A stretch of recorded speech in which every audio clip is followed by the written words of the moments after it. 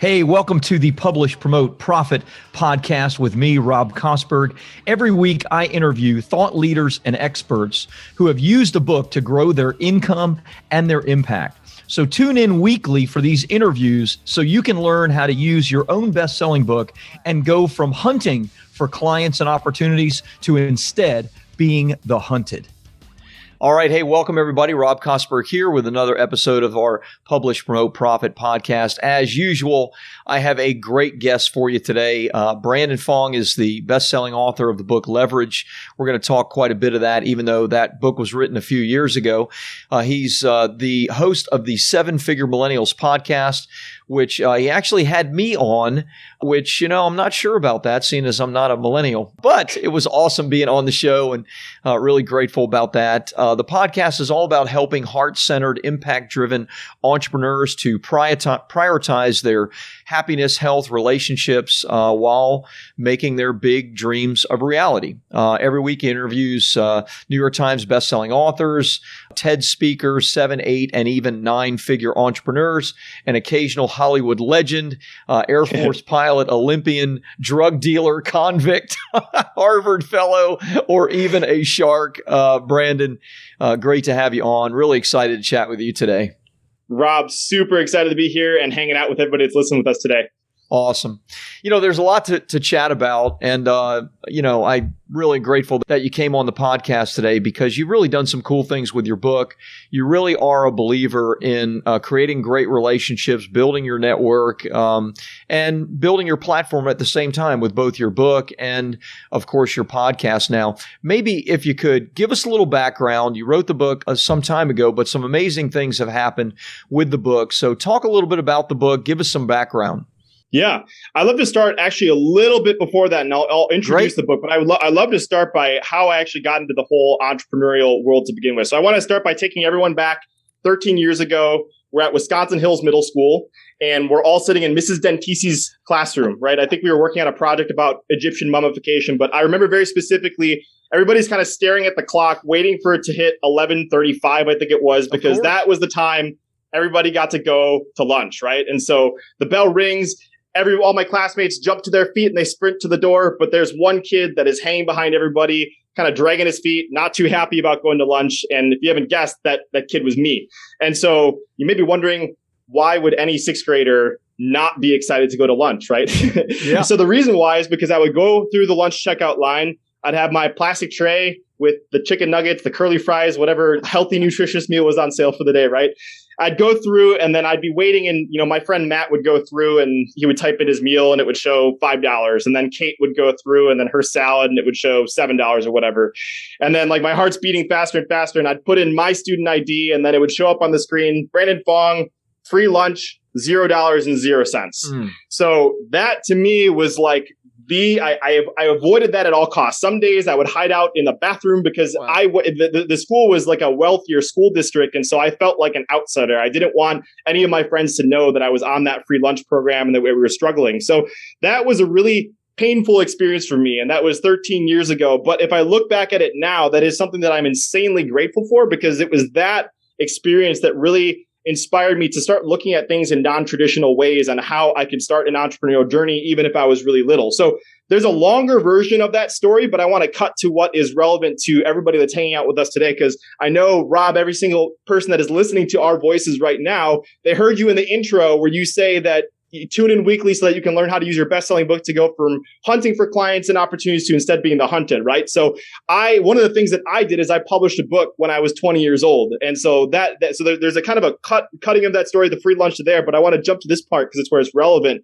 But I wrote that book. It's called Leverage, Escape the College Rat Race, Design the Life You Want, and Take the Real World by Storm. And I wrote that when I was 20. And if I were to pinpoint one decision that I made that really helped me to kind of network and build some of the connections that I've had and get into rooms with 7, 8, and 9-figure entrepreneurs when I was like 22 years old, it was this book right here. So I would love to dive into what you talk about, Rob, because I know when we interviewed, it's just like, once the book is published, it's not about the book anymore. It's about how you leverage that book to open the doors to opportunities. So my goal is to really share a little bit more of the nitty gritty about how I was able to kind of leverage that and help people out with how to use their best-selling book today.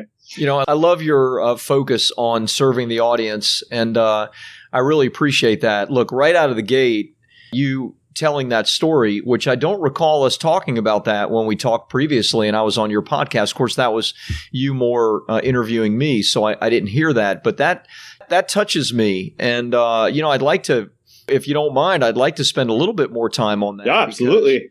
Because, I feel like we live in a world that is, ever focused on removing any kind of pain or difficulty from people.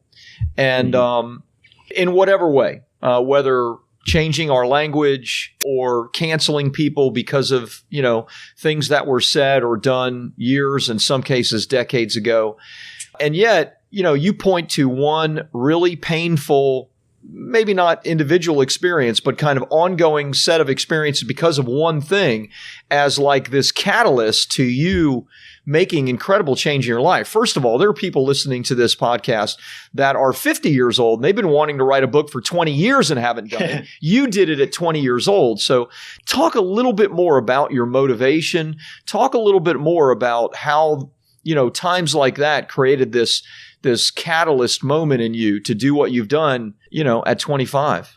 Yeah. Well, I really appreciate the really kind words, first of all, Rob. I would say it was a combination of not having the financial resources growing up, but I also had the best parents on the planet. They were super into self-improvement, super into playing at higher levels. There are a few things, I guess I'll share a few things that my dad shared with me at a very early age that I think set the stage for some of the stuff I've been able to do. The first thing is that I'm a billiards player. So I was playing pool since I was like 4, I think my dad says. But like, if you can imagine a little kid bringing a stool around because he's not tall enough to see above the table. And then my dad unscrewed half of a pool cue and I had the top half because when you're 4, you can't really. But like one of the things that my dad taught me from a very early age is that you never want to play with people that are at your level or below. You always want to play with people that are at higher levels than you. Like it's a good thing to learn from people that are further ahead from you and to lose and leverage those learning opportunities to really move forward. So I think it's something that people hear a lot, right? Like you listen to this right now, you've probably heard some variation of that, but to hear that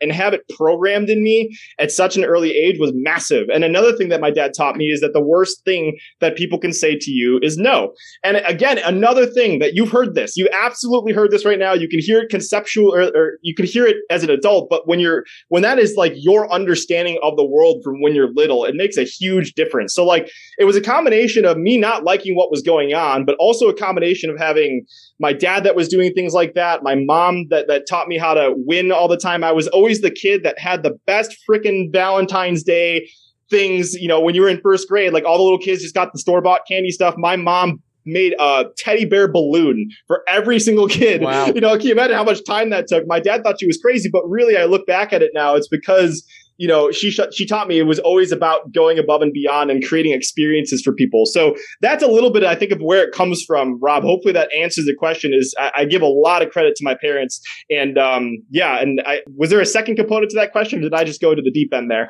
No, that's really good. I mean, being a dad to 3 boys and, knowing how difficult it is, the most difficult thing I've ever done in my life is being a dad and also the most rewarding.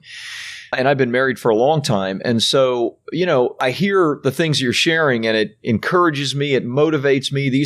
Some of these things are things that I've tried to instill in my own kids, to not be afraid of failing, for example, which maybe is similar to what you shared about your dad saying, look, what's the worst thing that can happen? They say no. What's the big deal there? Mm-hmm. And removing that fear of rejection, which, man, if you can find a way to remove that, holy cow, then the sky is the limit. But let me just pivot for a second because you shared about the pain being the catalyst. And then now you've added to that the element of you had a very loving, encouraging, and wonderful environment growing up. How much do you think, not that I want you to put a percentage on each, but, there are people experiencing pain all the time, and yet they don't respond the way you responded. And I've been through terrible, painful times in my life, and of course responded in certain ways that others don't as well. And you will be, right? I mean, it's just this is part of what life is. So, how much would you maybe as a percentage or, just in your own heart and mind, how much would you say, it was really the positive environment that led me to making the choices and the decisions that I did? Or it's 50-50 or, I don't even know if this is a good question. But I hope you know where I'm going with it. I do. And you know what? I'll answer that in an interesting way, is because the free lunch thing was something that was never talked about. Like, we never really talked about this as a family. And I would say a few months ago, I had a conversation with my younger brother, and I just decided to ask him, I'm like, hey, how did you interpret this experience? And so maybe this will answer the question, because it's like same environment, same parents or whatever. So I was like, what did this mean to you growing up? And he was like, I thought it was awesome. Free lunch. Like, I gave some of my free lunch to my friends and I traded it. And I was like, that is so interesting, because it's like, same brother, not same brother, but like, similar same situations. Family, yeah. And it was completely, so to be honest, like, I don't really know what it was. Yeah. I don't know if you can ever really pinpoint it. There's obviously, just this morning, I was hanging out with some little kids that my wife spends a lot of time with. And it's just like, you look at them and it's just like, you can have two people that are in the same exact family, but they behave and react to things completely differently. So not a percentage, but I would attribute, I guess there's obviously a component that's the environment, but there is something that you can't attribute that comes from each person that we're born with. That's really good. Jim Rohn always told the story about, the moment that he, kind of decided to change his life was this moment that, a Girl Scout came to his door to sell him Girl Scout cookies, and he didn't have any money.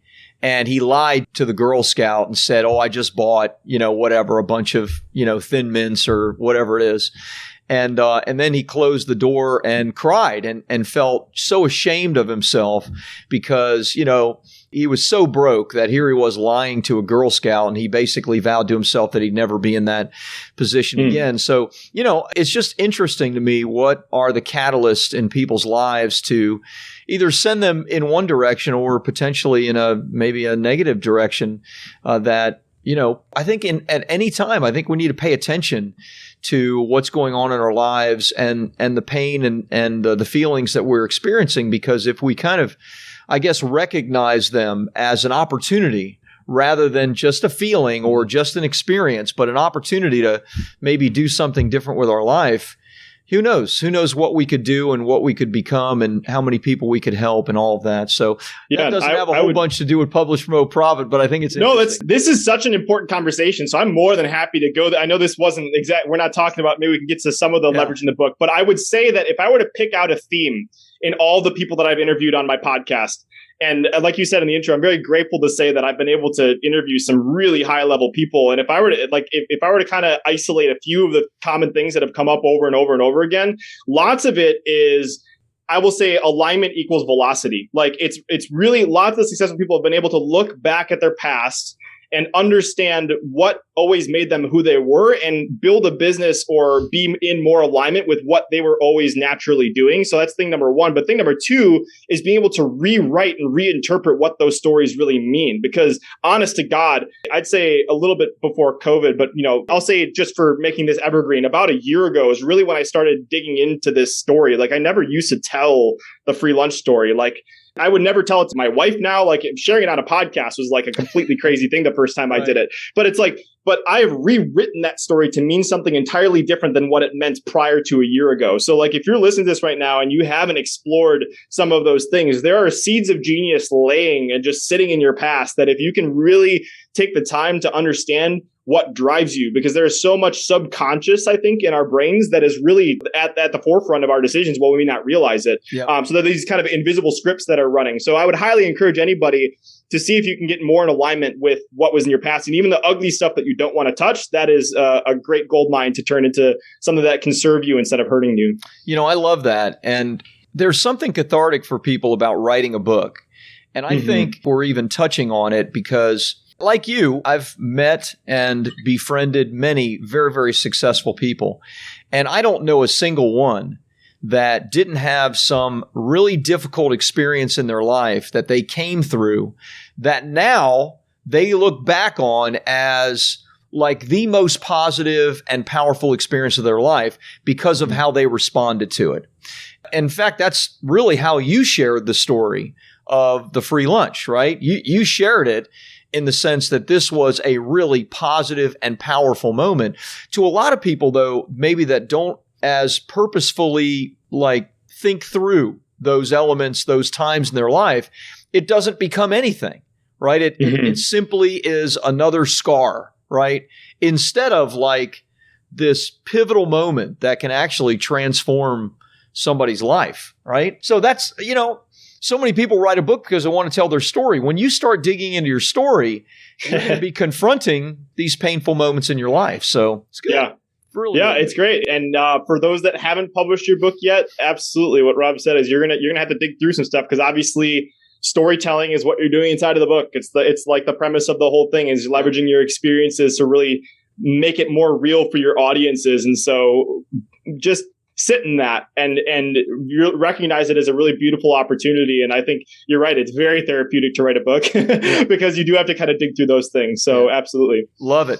Well, hey, that's a good segue. Let's move over to the book now. So for sure, talk to me about the book. Look, 20 is still really young. My youngest son is 20 and he works with me and I love being with him. I love spending time with him. I love seeing him grow.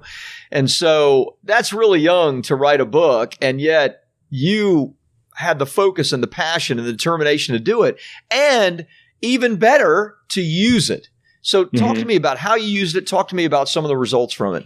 Yeah, absolutely. Okay, so where do I really start as the pivotal point? So let's say I published the book.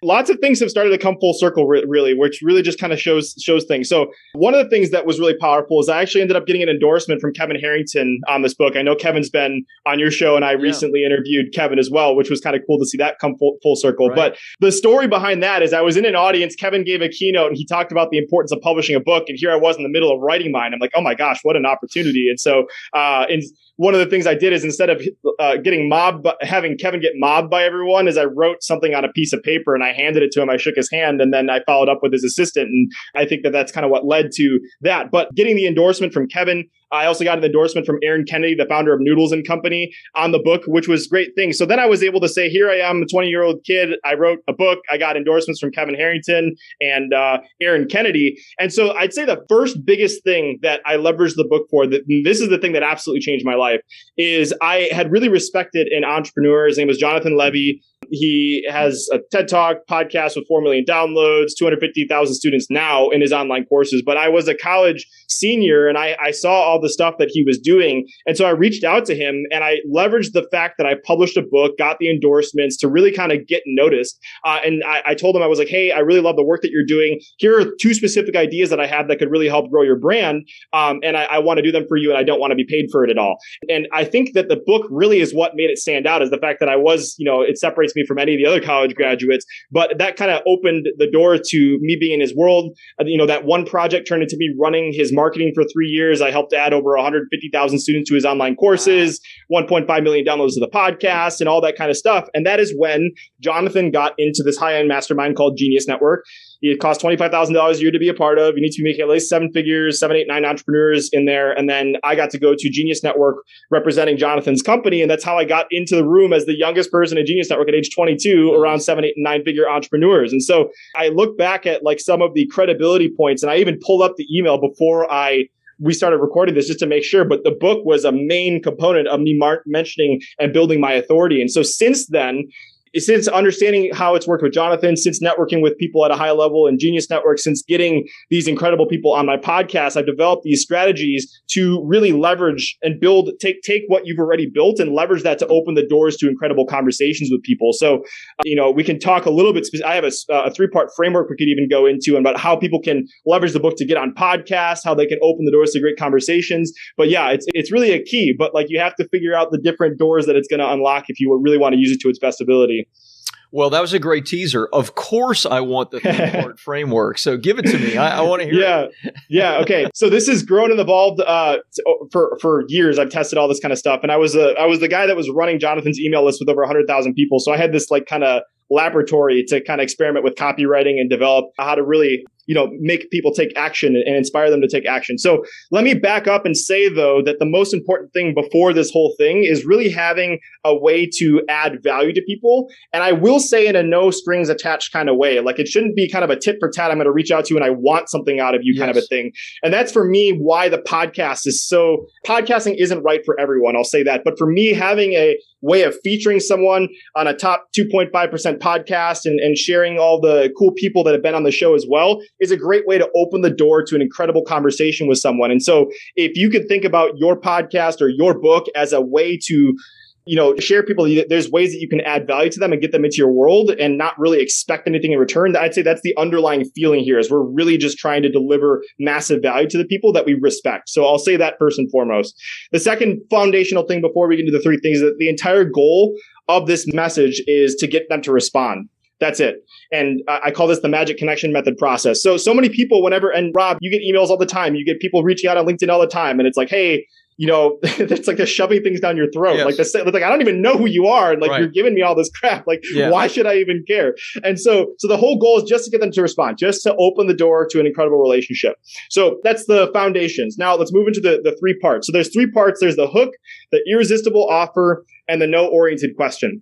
So we'll dive into the very first part of the message is the hook. So the number one mistake that people make when they reach out to someone is they make it about them. Right. And it makes sense. You would think that I need to show how important, how cool I am, and maybe even mention your book right away. But that's really not what we want to do yet, is we want to make it about the person that we are reaching out to. It's about them. Right. They don't care about you yet. So, if I'm listening to the Publish, Promote, Profit podcast, I might say, hey, Rob, listen to episode 27 with Kevin Harrington. And I loved it when you specifically shared this thing and I was able to apply it and got this result. Thank you so much. Love it. And so that separates you from 99% of the people that already sent an email, because it's like more than that. You clearly took the time to research them. It wasn't a, hey, I like your podcast, which could easily be a copy and paste thing. Like, hey, I listened to this episode. I loved it. So have you gotten results from their advice? Do you have a mutual connection with them is huge.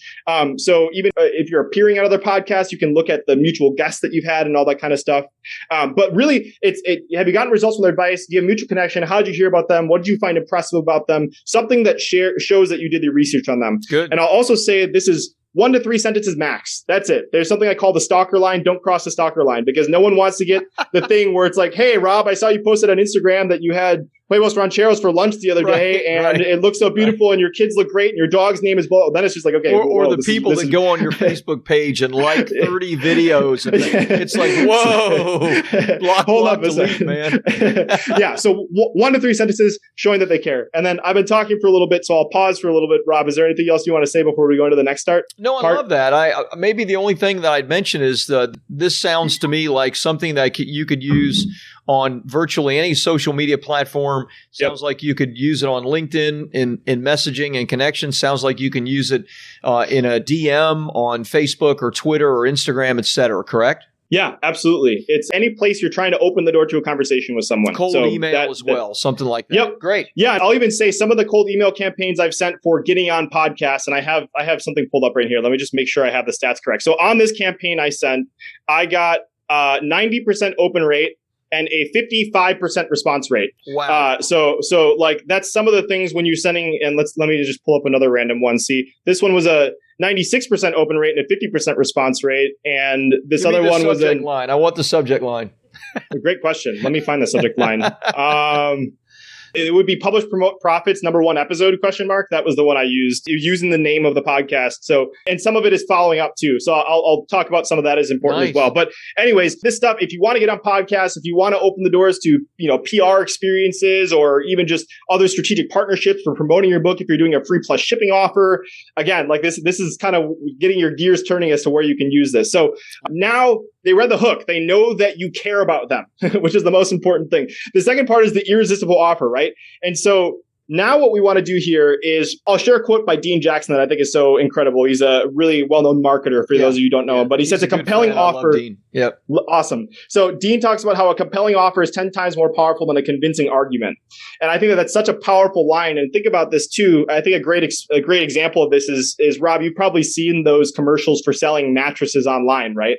Yeah, oh yeah. So most people have seen those things. So think about it. They basically use an irresistible offer to kind of grow that entire business. Because if you look at the old model, it was like, if you're going to buy a mattress, you go into the store, you have your shoes on, and there's a salesman, and you have to kind of awkwardly lay on top of a mattress. Right. And you're like, am I going to spend a few grand on this and sleep in this for the next 10 years? That's the old model. The irresistible offer that these new internet companies created was, let's take this quiz and we will ship the mattress to you. You can sleep in it for 100 nights. You get all cozy in your PJs with your dog. And if you don't like it, you can return it. Right. That's an irresistible offer, right? So it's like, that's kind of what we're trying to get here is, and the keys of this irresistible offer is, can you minimize risk for them? Can you position it so they have a lot to gain and make it easy for them to say yes? So those are three really good things. And so again, this goes back to like, if you have a no strings attached way of adding value to someone, like a podcast, it's like, hey, like I feel so blessed to say that I've had Rob Kosberg and Kevin Harrington on my show. And like you said at the beginning, Andre Norman, who was a drug dealer turned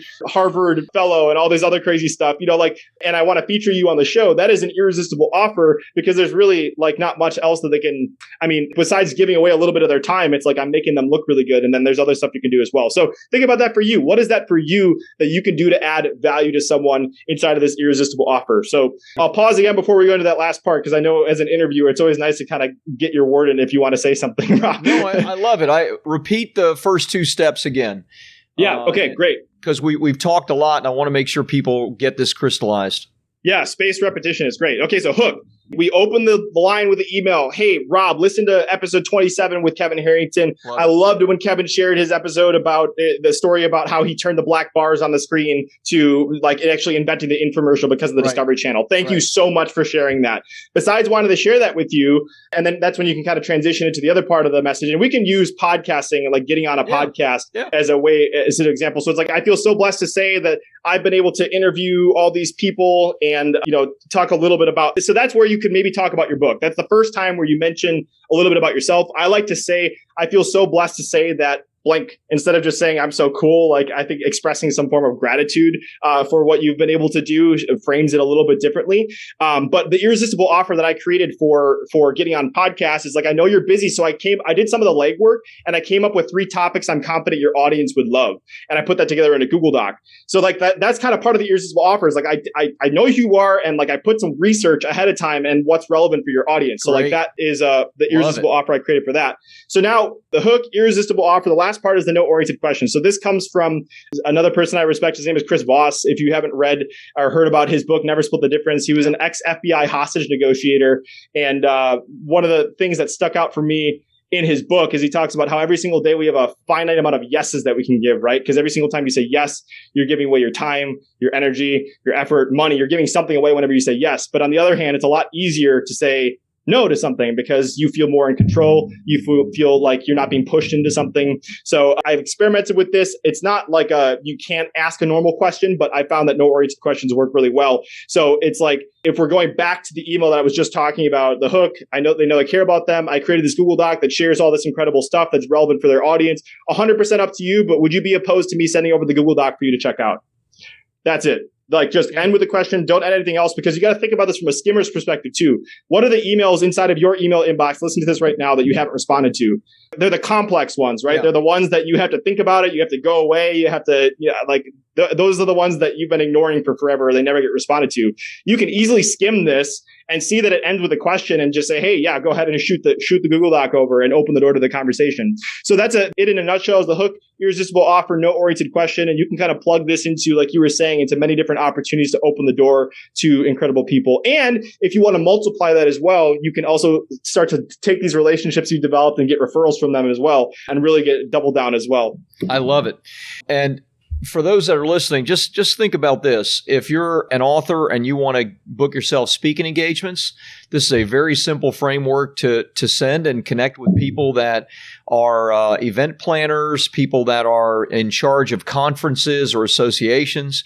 If you want to get yourself on media, obviously we've been talking specifically about getting on a podcast, but this would work with anything. This would work with perhaps a guest article or blog contributor or even something like television or radio. So love it. Really, really simple, really clean, and a great way for you to, I like calling it lead with the giving hand. You're giving some thanks, you're giving some praise, you're letting them know that you're not trying to sell them on anything. And then, you're in essence closing with a very kind of in your face, here's an opportunity and great. If you're interested, great. And if not, fine. Yeah. And I would also say too, like, this isn't any news for anyone, but following up is so important. It's like lots of the times when I shared those response rates, it's like, I'd have to run the numbers again, but I think the majority of those responses come from multiple follow-ups, right? Yeah. So like, that's an important thing too, is like, sometimes people think about, I'm going to craft this perfect message and it's going to save the world for me. But lots of the times the following up, and there's a good way to be pleasantly persistent is what I've been complimented for, like on following up with people. So there's a right and a wrong way to do it, but many people are like, wow, I'm so grateful that you followed up. And normally you don't hear that. But so like there's a right and a wrong way to do it. And sometimes it takes quite a bit. But so if you're in it for the right reasons, you have your heart in the right spot, and you are really just trying to help the person in front of you. I mean, if you can come at it from that perspective, there's not much that can really go wrong. And it goes back to what my dad said before. The worst thing they can do is say no. Right. Dude, I love it. You are, you've given a masterclass here in connecting with people that you don't know. Thank you for that. I love it. You're a really impressive individual, and I love what you've accomplished even, at just 25. And I think the sky is the limit for you. So let's give our folks some ways to connect with you. Like maybe let's talk about your podcast or any links that you want to give so that people can learn more about you, connect with you. Yeah, really appreciate that, Rob. Yeah, so I don't know when this is coming out. We'll have to discuss. But by the time this comes out, depending on if it's in the next month-ish, Rob's episode should be live. So if you want to jump into, wherever you're listening to this right now, if you just type in 7-Figure Millennials, you can find the podcast. And hopefully Rob should be live there. But I think Rob shared some stuff that he doesn't talk about that much. Like one thing that stuck out for me is when he talked about how 6 of his friends moved across the country to live all together. So if you want to find out why Rob did that and the incredible relationships, lifelong relationships he's built with people, I think that was a really beautiful thing that we were able to kind of talk about. And of course, we talked about Publish, Promote, Profit. So if you want a review of all the key elements of the system, and it's always good. It's a great book. So I would highly recommend people to check that out. But besides that, like I said, I like to pull interviews from people that wouldn't typically be associated with the entrepreneurial space and really help them and pull out the keys about prioritizing the most important things. So, I did an interview with an Olympian, a decorated air fighter pilot, just a handful of like really crazy people. So go check out 7-Figure Millennials for that. And if you want a recap of all the stuff we talked about, and also my tool on how to get referrals from the people that you open the relationships with, if you go to 7figuremillennials.com/start, I'm 99% sure that's a link, 99.99, 7figuremillennials.com/start. You can opt in there and you get a recap of what we talked about today with the Magic Connection method, plus how to even take it to the next level if you want those kind of referrals and developing opportunities where you just have so many people that are coming into your world. It's just a product of you coming from the right spot and helping people. Dude, I love it. So 7figuremillennials.com /start for a recap of the Magic Connection method, as well as, of course, the training on using that connection method for referrals. And then, of course, Spotify, Apple, iTunes, wherever for 7-Figure Millennials. Great podcast.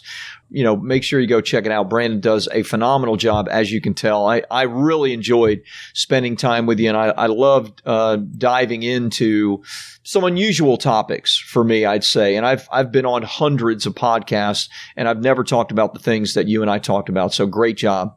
Love that. Thanks so much, Rob. Yeah, it's been a blast. I'm looking forward to everyone to check it out. And my secret sauce is I spend sometimes 15 hours researching one guest. So that's what makes it unscalable, but also how I can produce what I produce, because you listening, if you decide to check it out, you are so important to me. I may not know who you are, but I believe that people's lives can change from listening to podcasts. My life has absolutely been changed from podcasts. And I believe that people like Rob have a mission and stories to tell that can really impact the world. And so I view it as kind of like my responsibility to pull it out of them. So thank you again, Rob, for coming on, because it was a great interview. Thanks, brother. Great having you on, and really excited to get this message out to folks. So thanks again. For sure. Thank you.